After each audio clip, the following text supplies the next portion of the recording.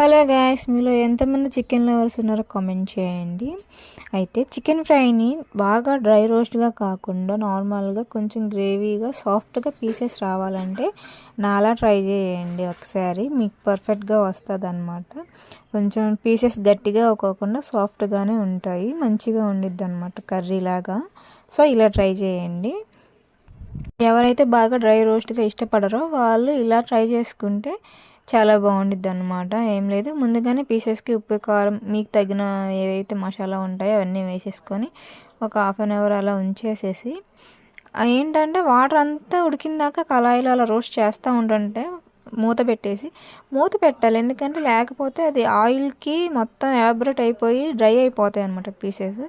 మీకు కొంచెం మూత పెడితే ఉడికిద్ది అనమాట ఆవిరికి. అలా పెట్టాలన్నమాట.